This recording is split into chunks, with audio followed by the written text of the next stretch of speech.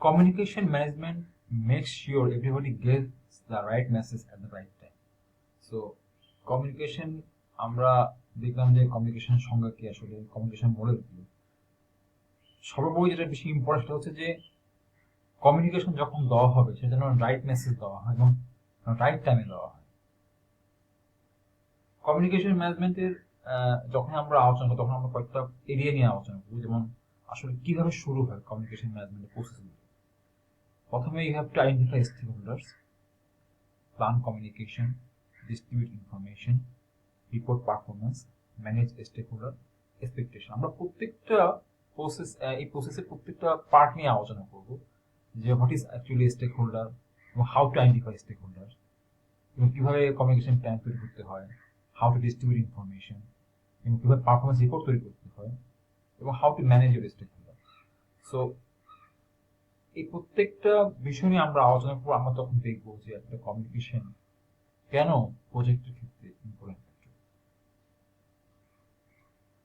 Stakeholder. So communication ম্যানেজমেন্টের আমাদের প্রথম ধাপে ছিল যে identify stakeholder. So stakeholder identify করার আগে জানতে হবে আসলে স্টেকহোল্ডার কি। A stakeholder is anyone who is affected either positively or negatively by the cost, time, scope, resources, quality or risk of your project. অর্থাৎ স্টেকহোল্ডার হতে পারে যে কোনো ব্যক্তি, যে কোনো অর্গানাইজেশন, যে কোনো সংস্থা অথবা কোনো রেগুলেটরি কমিটি, রেগুলেটরি কোনো অথরিটি, যারা আসলে ডাইরেক্টলি অথবা ইনডাইরেক্টলি পজিটিভলি নেগেটিভলি আপনার প্রজেক্টকে ইনফ্লুয়েন্স করতে পারে। সেটা হতে পারে by cost, time, scope, resources, quality, risk, অনেকভাবে। সো স্টেকহোল্ডার যখনই আপনি আইডেন্টিফাই করতে যাবেন, so you have to be careful about this, because কোনো একটা স্টেকহোল্ডার যদি তার যদি কোনো পাওয়ার থাকে, ইনফ্লুয়েন্স থাকে প্রজেক্টের ক্ষেত্রে, তাকে যদি আপনি ম্যানেজ করতে না পারেন ঠিক সময়ে, তাহলে সেক্ষেত্রে কিন্তু প্রজেক্টটা ভয়াবহভাবে এফেক্ট হতে পারে। সো প্রজেক্টের স্টেকহোল্ডার গুলি আইডেন্টিফিকেশন হচ্ছে সবচেয়ে ইম্পর্টেন্ট ফ্যাক্টর ইনিশিয়ালি কমিউনিকেশন ম্যানেজমেন্টের ক্ষেত্রে। যেমন আমার যদি একটা এক্সাম্পল বলি, যেমন sponsor, suppliers, other stakeholder, functional manager, business partners, organisation group, sellers, customers, users. এখানে স্পন্সর বলতে যেটা বোঝায় সেটা হচ্ছে যে প্রজেক্টের যিনি ওনার, প্রজেক্টের যিনি মালিক, অনেক সময় আমরা যেটা বলি, অথবা যিনি প্রজেক্টটাকে আসলে স্পন্সর করছেন, তাকে বলা হচ্ছে প্রজেক্ট স্পন্সর, এবং অবশ্যই তিনি একজন ইম্পর্টেন্ট ফ্যাক্টর প্রজেক্টের সাকসেসের ক্ষেত্রে। সেকেন্ডলি যেটা হচ্ছে যে আপনার সাপ্লায়ার, কারণ আপনি কোনো প্রজেক্ট করেন, সাপ্লায়ার্সকে যদি আপনি ঠিকমতো মেসেজ না দেন এবং সে যদি ইনফর্ম না হয় অ্যাবাউট ইম্পর্টেন্স, তখন দেখা যাবে যে আপনার যে সময় যে ম্যাটেরিয়াল দরকার তখন সে সময় আসেনি, অথবা যিনি আপনার এখানে কাজ করেন তিনি আপনাকে সেইভাবে সাপোর্ট দিচ্ছেন না প্রজেক্টের এক্সিকিউশনের ক্ষেত্রে। সো কমিউনিকেশন তাদের সাথে অনেক বেশি গুরুত্বপূর্ণ। ফাংশনাল ম্যানেজার বলতে দেখা যাচ্ছে যে আপনি কোনো একটা প্রজেক্ট করছেন, সেই প্রজেক্টে এই মুহূর্তে হয়তো কোয়ালিটি ম্যানেজারের কাজ নেই, কিন্তু ফিউচারে কোয়ালিটি ম্যানেজারের কাজ তো সেই করবে বেসিক্যালি, যিনি প্রোডাকশন ম্যানেজার তিনি কাজ করবেন। তো তারও একটা ইনপুট লাগে যে সে আসলে কিভাবে চাচ্ছে, যখন কারণ আলটিমেটলি আপনাকে তার কাছে প্রজেক্টটা হ্যান্ড ওভার করতে দিতে পারবে। স্পন্সর যদি হচ্ছে প্রজেক্টের মালিক, কিন্তু তিনি তো সরাসরি আসলে টেক ওভার করেন না, তাকে আসলে তার টিমের কাছে জিনিসটাকে হ্যান্ড ওভার করতে হয়। সো হ্যান্ড ওভার করার সময় যখন দেখা যায় যে আপনি যদি আগে থেকে যারা এটা পরবর্তী কাজ করবে এই হ্যান্ড ওভারের বিষয়গুলি নিয়ে, তারা যদি আগে থেকে ইনফর্ম না হয়, অথবা যিনি একটা ভালো ইনফ্লুয়েন্স করতে পারেন এই প্রজেক্টের ক্ষেত্রে, তাকে যদি আমি আগে না জানি, তাহলে সেক্ষেত্রে ফিউচারে এটা কিন্তু সমস্যা হতে পারে। আবার বিজনেস পার্টনার থাকতে পারে, অর্গানাইজেশনাল গ্রুপ। যেমন ধরা দেখা যাচ্ছে যে আপনি একটা ফ্যাক্টরি করছেন, ফ্যাক্টরি করতে গেলে অবশ্যই আপনাকে কোনো অথরিটির পারমিশন লাগে, তাদের গাইডলাইন দেখতে হয়, সেটাকে এক্সিকিউশন করতে হয়। এখন সেক্ষেত্রে তারাও কিন্তু আপনার একটা ইম্পর্টেন্ট ফ্যাক্টর প্রজেক্ট এক্সিকিউশন ক্ষেত্রে। সো স্টেক হোল্ডার হতে পারে যারা এনি পিপল, এনি অর্গানাইজেশন, যারা ডাইরেক্টলি অথবা ইনডাইরেক্টলি আপনার প্রজেক্টকে ইনফ্লুয়েন্স করতে পারে। সেটা হতে পারে পজিটিভ, সেটা হতে পারে negative. So you have to manage your stakeholder first, এবং সেক্ষেত্রে to manage stakeholder you must have to identify your stakeholder first.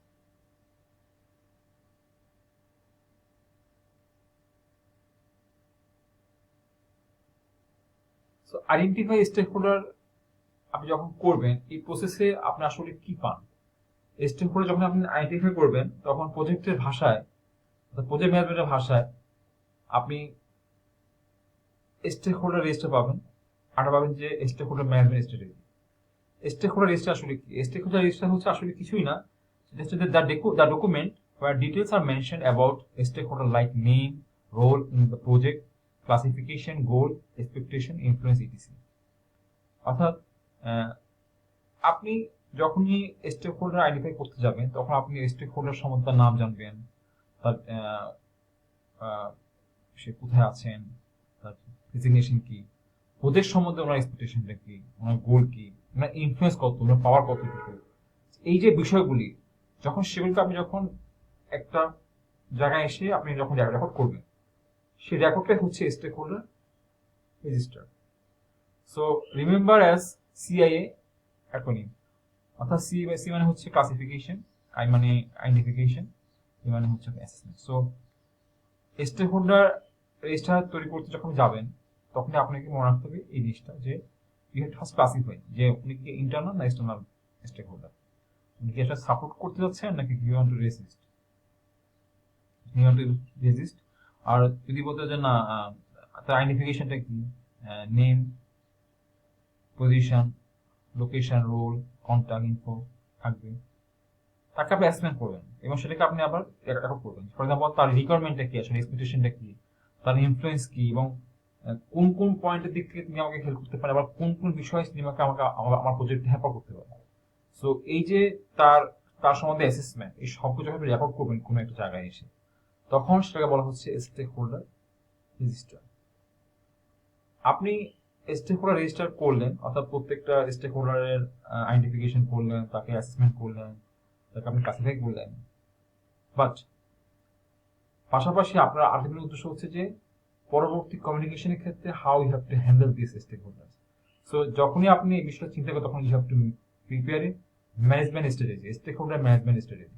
অর্থাৎ স্টেক হোল্ডার ম্যানেজমেন্ট স্ট্র্যাটেজি হচ্ছে after the preparation of stakeholder register, now we need to make sure that they are told about the things that they find important and they're not bored with extraneous details. This is important for getting support from a stakeholder, for mitigating resistance from a stakeholder, exercise caution, sharing sensitive opinions with all stakeholders. মূল যে বিষয়টা হচ্ছে যে আপনি stake holder যখন identify করলেন এবং তার ক্লাসিফিকেশন, তার অ্যাসেসমেন্ট সবকিছু করার পরে আপনাকে এখন you have to manage stakeholder, এবং আপনার যদি 10টা স্টেক হোল্ডার থাকে, 10জন স্টেক হোল্ডারের ক্ষেত্রে আপনাদের স্টেজে দেখা যাবে যে 5 জন হতে পারে অথবা 10 জন হতে পারে। সো মূল উদ্দেশ্যটা হচ্ছে যে আমার স্টেক হোল্ডার, আমি তো সবকিছু যখন জানলাম, আইডিয়া করতে পারলাম, এবং সেজন্য আমার প্রজেক্টে হেল্প করে পজিটিভলি, সেটাই হচ্ছে আপনার মূল উদ্দেশ্য। এবং সে যদি হেল্প নাও করে, অ্যাটলিস্ট সেজন্য প্রজেক্টের জন্য হ্যাম্পার না করে, so I have to prepare strategy for the stakeholder. So stakeholder management strategy হচ্ছে আসলে সেখানে এসব বিষয় নিয়ে আলোচনা করা হয়।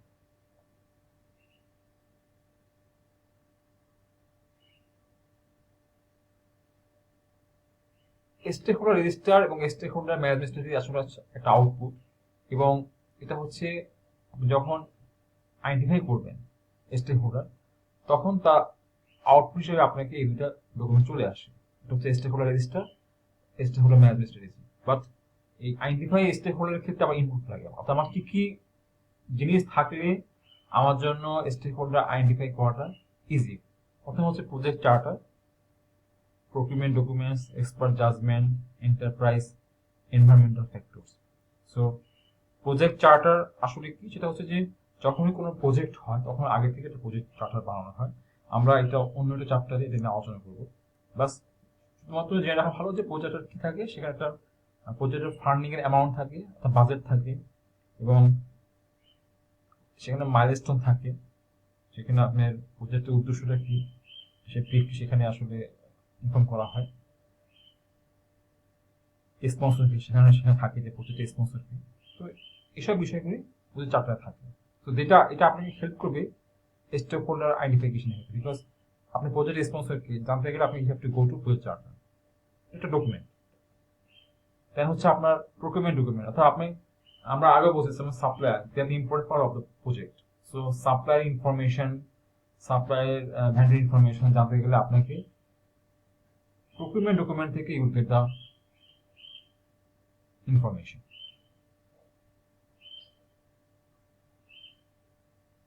আর হচ্ছে আপনার এন্টারপ্রাইজ এনভায়রনমেন্টাল ফ্যাক্টর। তো আপনার এটা অনেক সংক্ষেপে ইএ বলে, সেটা হচ্ছে যে knowing the way your company runs should help you to find the people who will be affected by your project.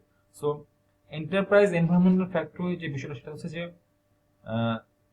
এটার মাধ্যমে আপনি যেমন আপনার কোম্পানির অপারেশন কিভাবে চলছে এটা যদি আপনি জানতে পারেন, তখন দেখা যাবে যে আসলে এখানে আইডেন্টিফাই যে কোন কোন পিপলগুলি আসলে আপনার এই প্রজেক্টের ক্ষেত্রে স্টেক হোল্ডার হবে এবং তারা কিভাবে আপনার প্রজেক্টকে হেল্প করতে পারে অথবা দে ক্যান রেজিস্ট। সো এই যে বিষয়গুলি এখানে এটাকে বলা হচ্ছে আসলে এন্টারপ্রাইজ এনভায়রনমেন্ট ফ্যাক্টরস। অর্থাৎ আপনি কোম্পানির অথবা অর্গানাইজেশন নিজস্ব কিছু ফ্যাক্টরস থাকে যেটাকে অনেক সময় বলা হয় যে এন্টারপ্রাইজ এনভায়রনমেন্টাল ফ্যাক্টরস। সেখান থেকে আপনি অ্যানালাইজ করে ইউ ক্যান আইডেন্টিফাই যে আপনার প্রজেক্টের কারা কারা বিজনেস চালাচ্ছে অথবা এই বিজনেসে কারা আপনার এই প্রজেক্টে কারা আপনাকে হেল্প করতে পারে, সেই বিষয়গুলি আপনি এখান থেকে পাবেন। আর অবশ্যই একটা হচ্ছে এক্সপার্ট জাজমেন্ট, অভিজ্ঞতা। আপনি যদি একটা এক্সপিরিয়েন্স প্রজেক্ট ম্যানেজার হন তখন আপনি অলরেডি জানেন যে আপনি এখানে প্রজেক্ট করে এসেছেন আগে আগে কোনো একটা অর্গানাইজেশন অথবা একই অর্গানাইজেশন করেছেন। সো আপনি আগে থেকে জানেন যে আসলে কাদের কেমন নেওয়া উচিত।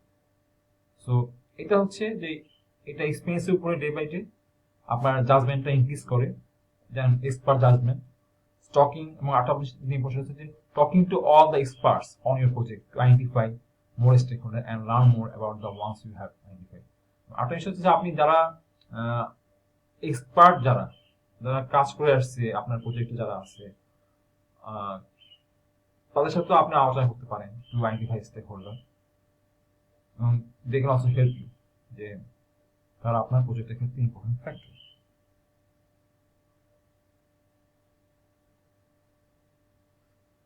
তো আমরা এরপরে দেখব কমিউনিকেশন ম্যানেজমেন্টের স্টেক হোল্ডার ম্যানেজমেন্ট স্ট্র্যাটেজি। আমরা আগেরবার দেখেছিলাম যে স্টেক হোল্ডার আমার একটা পার্ট কমিউনিকেশন ম্যানেজমেন্টের ক্ষেত্রে, সেটা হচ্ছে যে প্রথমে আইডেন্টিফাই করার পরে তারপর আমার এখন আইডেন্টিফাই করতে গেলে আমার কি কি জিনিস থাকে সেটা হচ্ছে আমরা আগে দেখলাম যে প্রথমে লাগে আমার project charter, document, enterprise environment factors, export judgement. এগুলোর মাধ্যমে দেন আমি তখন জানতে পারি যে আমার স্টেক হোল্ডার রেজিস্টার আসবে এবং স্টেক হোল্ডার ম্যানেজমেন্ট স্ট্র্যাটেজি আসবে। সো স্টেক হোল্ডার রেজিস্টার কি থাকে এটা আমরা অলরেডি আলোচনা করেছি। এখন আমরা দেখব যে স্টেক হোল্ডার ম্যানেজমেন্ট স্ট্র্যাটেজি আসলে কিভাবে করা হয়।